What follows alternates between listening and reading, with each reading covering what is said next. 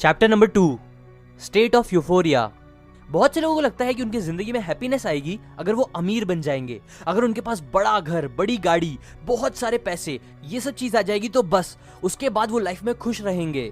But ये चीज total सच नहीं है, क्योंकि इससे रिलेटेड कई रिसर्च करी गई है जिससे ये बात सामने आई है दैट एक टाइम आने के बाद और एक स्पेसिफिक अमाउंट ऑफ पैसे कमाने के बाद, मतलब जितने से एक इंसान अपनी सारी जरूरतें पूरी कर लेता है, उसके बाद लोग और ज्यादा पैसों से खुश नहीं हो पाते।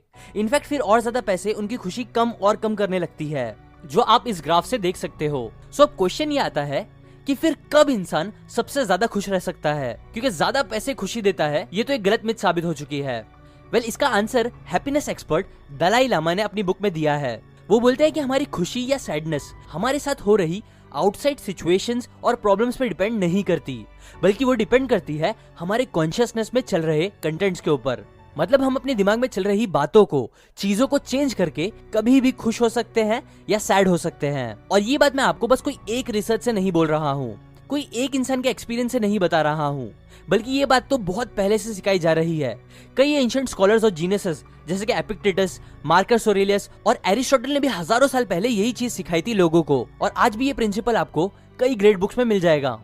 जैसे कि विक्टर फ्रैंकल ने भी अपनी amazing book man search for meaning में भी इस टॉपिक को अच्छे से शेयर किया है। जिन्हें नहीं पता उन्हें बता दूं, विक्टर एक हॉलोकॉस्ट सर्वाइवर थे जिन्हें प्रिजनर्स कैंप में रखा गया था सालों तक, जहां उन्होंने अपना सब कुछ खो दिया था, अपनी फैमिली, अपने दोस्त, जहां वो कभी भी मार दिए जा सकते थे या अपने आप खुद कभी भी मर सकते थे कई खतरनाक बीमारियों की वजह से जो वहां लोगों को नॉर्मली होती रहती थी। बट स्टिल ऐसे मुश्किल टाइम में भी उन्होंने खुश रहना सीखा। उस हेल जैसी जगह में उन्होंने लाइफ का मीनिंग समझा, अपने दिमाग में चल रहे कंटेंट को चेंज करके, और तभी उन्हें ये बात भी समझ में आई कि बाहर कुछ भी हो, कितनी भी बड़ी प्रॉब्लम्स हो, अगर हम अंदर से अपने आप को खुश रखते हैं तो ये चीज हमें मुश्किल से मुश्किल टाइम में भी हैप्पी रख सकती है। ये और ऐसी ही कई स्टोरीज प्रूव करती है कि हम खराब से खराब सिचुएशन में भी अपनी हैप्पीनेस और सैडनेस को कंट्रोल कर सकते हैं, बस अपने दिमाग में चल रही सोच और कंटेंट को चेंज करके, जो आपको भी हमेशा करना चाहिए। अब मे भी आप ये सोच रहे होंगे कि ठीक है, मान लिया दिमाग के कंटेंट को चेंज करके हम खुश या सैड हो सकते हैं, ओके, बट ये कर कैसे सकते हैं हम प्रैक्टिकली, और ये सब बातों का पैशन से क्या रिलेशन? डोंट वरी, बताता हूँ। पहले आप ये कैसे पॉसिबल कर सकते हो वो बताता हूँ।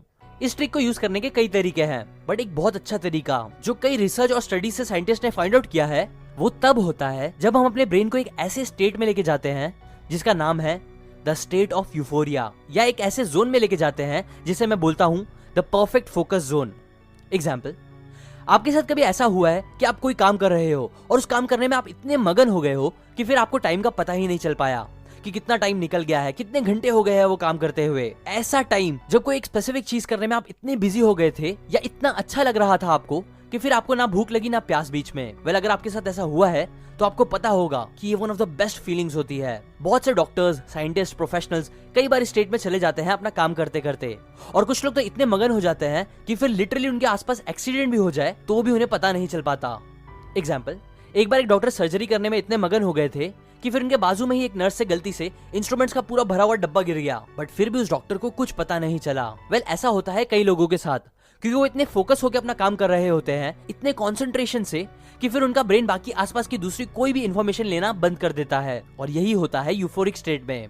इस स्टेट में जब एक इंसान आ जाता है तब उसके लिए जिंदगी की और कोई चीज मैटर नहीं करती, बिकॉज उसका पूरा ध्यान बस वो एक काम को करने में रहता है। कोई दूसरी लाइफ की प्रॉब्लम्स, सोच फिक्र नहीं, कोई फालतू बातें नहीं, बस वो काम और उससे रिलेटेड चीजें चलती रहती है उसके दिमाग में। तब सेल्फ कॉन्शियसनेस भी पूरा खत्म हो जाता है और टाइम का फ्लो धुंधला हो जाता है, और इसी स्टेट में एक इंसान सबसे ज्यादा हैप्पीनेस के साथ रह सकता है। सो अब सबसे मेन क्वेश्चन ये आता है कि हम इस स्टेट में कैसे घुस सकते हैं। इसके लिए आपको परफेक्ट फोकस जोन को समझना होगा। एग्जाम्पल, जैसे एक इंसान या किसी चीज की हाई क्वालिटी क्लियर फोटो या वीडियो लेने के लिए कैमरे का फोकस एकदम सही डिस्टेंस पे होना जरूरी होता है, वैसे ही हमारा भी कोई भी काम बेस्ट क्वालिटी के साथ बिना डिस्ट्रैक्शन के करने के लिए, मतलब यूफोरिक स्टेट में करने के लिए, हमारे ब्रेन का फोकस लेंस भी प्रॉपर्ली सेट होना चाहिए, ना ज्यादा दूर ना ज्यादा नजदीक। एग्जाम्पल, ये इलस्ट्रेशन एक्सप्लेन करता है यूफोरिक स्टेट को। नाउ इस इलस्ट्रेशन से हमें सबसे पहली बात ये सीखनी है कि आप जो भी काम कर रहे हो वो बहुत ज्यादा डिफिकल्ट नहीं होना चाहिए। अगर वो बहुत डिफिकल्ट होगा तो आप उस स्टेट में नहीं जा पाओगे, क्योंकि ये ऐसा होगा जैसे आपका कैमरे का फोकस सब्जेक्ट से काफी दूर है, जिससे क्लैरिटी नहीं मिलेगी और आपको एंजाइटी प्रेशर फील होगा। वहीं इसके अपोजिट, अब जो भी काम कर रहे हो वो इतना इजी भी नहीं होना चाहिए कि आपको वो करने में जरा भी चैलेंज ना महसूस हो, वरना आप बहुत जल्दी बोर हो जाओगे, क्योंकि ये चीज ऐसी होगी जैसे कैमरे का फोकस सब्जेक्ट से बहुत नजदीक है। इसलिए बेस्ट तरीका, बेस्ट टाइम, बेस्ट काम जो करते हुए आप यूफोरिक स्टेट में जा सकते हो वो तभी होगा जब आपके ब्रेन का फोकस एकदम सब्जेक्ट के पास होगा। मतलब आपका काम चैलेंजिंग होगा, बट इतना ही जिससे आप एफर्ट लगा के अपनी स्किल्स को धीरे धीरे इंप्रूव करते हुए उसे खत्म कर सकोगे। और इसी बीच के एरिया में, जिसे PFZ चैनल बोलते हैं, इसी चैनल में आके यूफोरिक स्टेट में जाना पॉसिबल होता है। एग्जाम्पल, अगर मैं आपको एक ऐसे गेम खेलने दूं जो बहुत ज्यादा हार्ड होगा, आप कितना भी ट्राई कर लो उसका पहला लेवल भी पार नहीं कर पाओगे, तो आप ऐसा गेम ज्यादा नहीं खेलोगे, ना यूफोरिक स्टेट में जाओगे। वहीं दूसरी तरफ अगर गेम बहुत इजी होगा तो आप उससे बहुत जल्दी बोर हो जाओगे। लेकिन अगर गेम ऐसा होगा जो आपकी स्किल्स को टाइम टू टाइम चैलेंज करेगा और जिसे खेलते खेलते आपकी स्किल इंप्रूव होगी, बस आपको उसको थोड़ा टाइम और एफर्ट देना होगा, तो ऐसा होने पर बहुत ज्यादा चांस है कि वो गेम खेलते वक्त आप यूफोरिक स्टेट में चले जाओ। सेम आप पढ़ाई और दूसरे कामों के लिए भी बोल सकते हो। एग्जाम्पल, अगर मैं आपको मैथ्स के इतने टफ प्रॉब्लम्स आपको सॉल्व करने दे दूं जिसमें आप कितना भी दिमाग लगा लो आपको कुछ समझ नहीं आएगा, तो आप ऐसे मैथ्स के प्रॉब्लम से दूर ही रहोगे और कितना भी ट्राई कर लो यूफोरिक स्टेट में नहीं जा पाओगे। वहीं दूसरी तरफ अगर मैं बहुत सिंपल प्लस माइनस के सम्स दे दूं आपको, तो आप बहुत जल्दी बोर हो जाओगे वो करते हुए। बट अगर मैं ऐसे प्रॉब्लम्स दूं जो आप थोड़ा दिमाग लगा के अपनी स्किल्स को इंप्रूव करते हुए सम्स के आंसर्स लाने लगोगे एफर्ट लगाते हुए, तो आप इस टाइम पे यूफोरिक स्टेट में जा सकते हो। इन शॉर्ट, जब काम करने का चैलेंज, मतलब काम कितना ज्यादा चैलेंजिंग है ये चीज, और आपकी स्किल्स कितनी अच्छी है उस काम को करने में, ये चीज का सही बैलेंस होगा जो आपको इंप्रूव करते हुए आपको आगे लेके जाएगा, तभी आप यूफोरिक स्टेट में आ सकते हो। ये सेम टाइप की बात द फ्लो बुक में ऑथर मिहाई चिक्सन-मिहाई ने भी बताई है, एक ग्राफ बताते हुए जिसके एक तरफ चैलेंज है और एक तरफ स्किल। जब चैलेंज स्किल से कम होता है तो आपको मजा नहीं आएगा, बोर होगा, और जब चैलेंज स्किल से बहुत ज्यादा होगा तब भी आपको काम करने सही नहीं लगेगा, प्रेशर, एंजाइटी लगेगी। लेकिन जब स्किल और चैलेंज का एक प्रॉपर रेशियो मेंटेन रहेगा तभी आप फ्लो स्टेट में जा पाओगे, मतलब यूफोरिक स्टेट में। इसीलिए ये बात को याद रखते हुए आप काम करते हुए यूफोरिक स्टेट में आ सकते हो।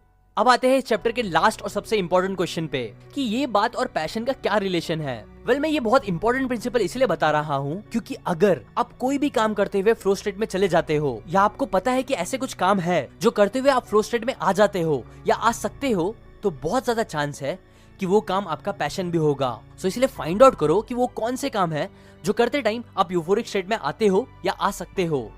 ट्राई करते रहो टू फाइंड आउट। और सबसे अच्छी बात पता है आपको क्या है, अगर आप चाहो तो आप कोई भी काम करते हुए इस स्टेट में आ सकते हो। मतलब अगर ऐसा कोई काम है आपकी लाइफ में जो आपको करना ही होगा, आपका दिल नहीं कर रहा किसी रीजन की वजह से, तो भी देन फिर भी आप इस प्रिंसिपल का यूज करते हुए यूफोरिक स्टेट में जाओ, क्योंकि ये करने से आप वो काम बहुत ज्यादा अच्छे से कर पाओगे, प्लस आप खुश भी रहोगे। इसीलिए मैं इस प्रिंसिपल को इतना ज्यादा इंपॉर्टेंट बोल रहा हूँ, क्योंकि ये बस आपको आपका पैशन फाइंड आउट करने में ही हेल्प नहीं करेगा, बल्कि आपको वो दूसरे काम जो आपके लिए किसी रीजन की वजह से खत्म करना जरूरी होंगे वो भी अच्छे से करने में हेल्प करेगा, वो भी बेस्ट आउटकम देते हुए। इसलिए हमेशा ट्राई करो हर काम को या कोई भी न्यू काम करते हुए इस स्टेट में जाने का। ऐसा करते रहने से आपको पक्का एक तो ऐसा काम मिल ही जाएगा जो सच में करने आपको बहुत ज्यादा मजा आएगा, जो करते हुए आप यूफोरिक स्टेट में जाओगे बिना किसी प्रॉब्लम के, जो फिर आपका पैशन भी बन जाएगा। सो आज के लिए बस इतना ही। अब नेक्स्ट पार्ट में हम कुछ इंपॉर्टेंट क्वेश्चंस देखेंगे जो आपको आपका पैशन फाइंड आउट करने में बहुत ज्यादा मदद करेगा। अभी के लिए इतना ही। So finally, thanks for watching.